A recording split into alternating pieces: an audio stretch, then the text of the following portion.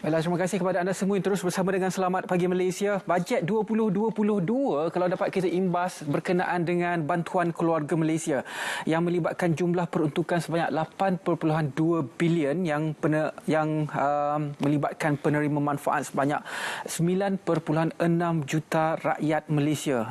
Antara bantuan yang diberikan contohnya RM2,000 kepada isi rumah dengan 3 anak ataupun lebih dengan pendapatan kurang daripada RM2,500 sebulan.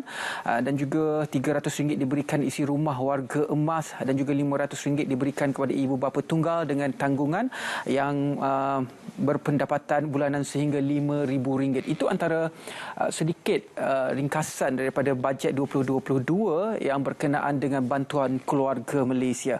Jadi untuk kita melihat apakah aspek dan juga perkara yang perlu kita titik beratkan untuk bajet 2023 khususnya berkaitan dengan aspek bantuan keluarga Malaysia ini. Untuk bercakap mengenai perkara ini kita bersama dengan Puan Safiah Ismail iaitu Ketua Penolong Pengarah Belanjawan Negara. Selamat datang ke Selamat Pagi Malaysia, Puan. Alhamdulillah. Tadi saya dah buka sedikit mengenai bantuan keluarga Malaysia yang mana bantuan keluarga Malaysia ini memang disebut dalam bajet 2022 dan memberi manfaat kepada 9.6 juta, bukan sedikit. Betul.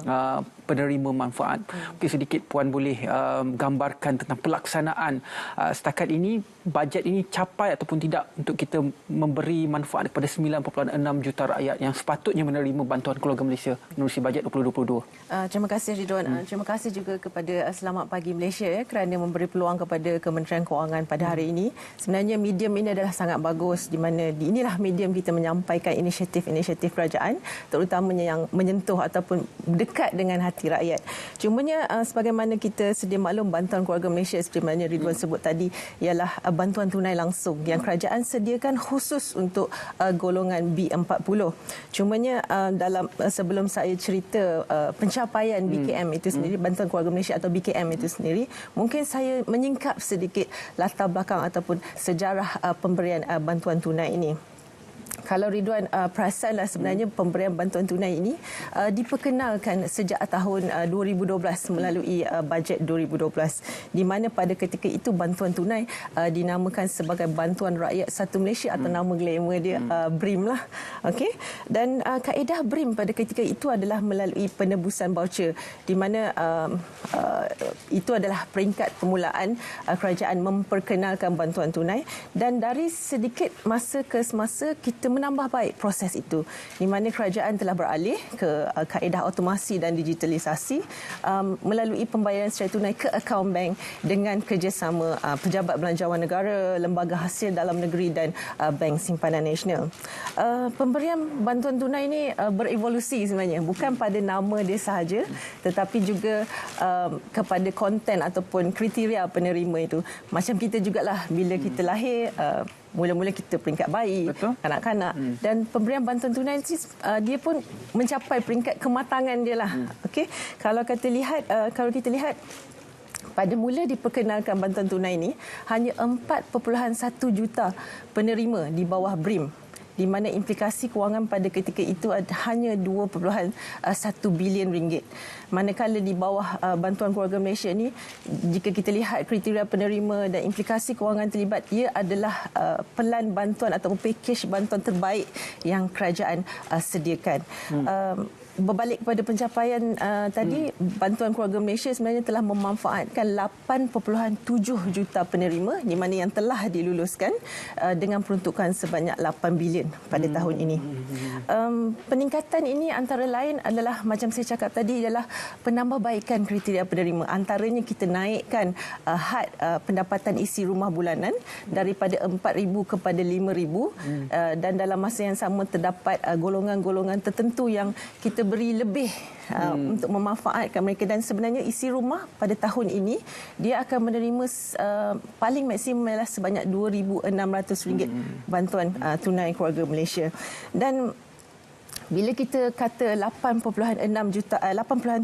juta penerima BKM ini, sebenarnya dia telah menyentuh sedikit ataupun sebahagian golongan M40 sebenarnya, disebabkan had pendapatan isi rumah 5,000 sebulan dan ke bawah. So bila bila kita lihat balik kategori ini, sebenarnya isi rumah yang layak di bawah bantuan keluarga Malaysia adalah lebih kurang 4 juta isi rumah yang berpasangan. Jadi bila kita kira balik, sebenarnya ini bersamaan dengan 60% populasi dewasa di Malaysia lah. So dengan peningkatan ini, pelbagai persepsi sebenarnya kita dapat dari luar sana. Mengapa semakin meningkat, kenapa semakin ramai, adakah rakyat kita semakin susah? Tapi sebenarnya tidak. Fokus kerajaan adalah untuk membantu mengurangkan impak kenaikan harga, kenaikan kos sara hidup. Dan ini bukanlah semata-mata, bantuan tunai ini bukanlah inisiatif semata-mata, di mana kerajaan juga memperkenalkan inisiatif-inisiatif lain untuk menyokong pemberian bantuan tunai ini supaya ada elemen exit policy di kalangan golongan B40 yang menerima bantuan ini, supaya meningkatkan kehidupan mereka dari semasa ke semasa. Jadi dengan data-data yang kita dapati daripada pelaksanaan BKM, 9.6 juta itu adalah target, tetapi 8.7 juta itu adalah penerima yang telah pun diluluskan. Bagaimanakah dengan data-data yang Puan Safiah ceritakan sebentar tadi memberi input untuk pembentangan bajet 2023 nanti? Okay. Realitinya sejak bantuan tunai ini diperkenalkan, sebenarnya kita mendapat banyak maklum balas daripada rakyat. Masih rata-rata mengatakan ia adalah tepat, maknanya itulah bantuan yang paling tepat untuk diberikan kepada golongan B40. Namun malah waktu ketika negara berhadapan dengan pandemik COVID-19, kerajaan bukan sahaja membantu golongan B40, menyediakan bantuan tunai kepada B40, malah menyediakan bantuan tunai kepada golongan M40 juga melalui bantuan prihatin rakyat, bantuan prihatin nasional pada ketika itu. Namun tidak dapat dinafikan, setiap polisi ataupun dasar yang kerajaan perkenalkan, dia akan adalah sedikit maksud saya tidak sempurna, tetapi kita sehabis baik untuk membuat penambahbaikan dari semasa ke semasa. Antaranya penambahbaikan yang kita buat adalah dari segi mempermudahkan permohonan dan proses pendaftaran. Apa yang saya maksudkan adalah dalam memastikan bahawa bantuan tunai ini sampai kepada golongan sasar yang benar-benar kerajaan mahukan, kita akan membuat semak silang dengan pelbagai agensi. Dari hasil semak silang ini, data inilah yang kita ambil untuk didaftarkan ke dalam sistem bantuan keluarga Malaysia, di mana hasil semak silang ini akan menyebabkan akan memudah carakan mana-mana golongan yang tercicir akan dimasukkan dalam sistem secara automatik. Jadi mungkin Puan boleh gambarkan apakah penambahbaikan yang bakal dilakukan, terutamanya bantuan secara tunai ini dalam bajet 2023 nanti? Okey.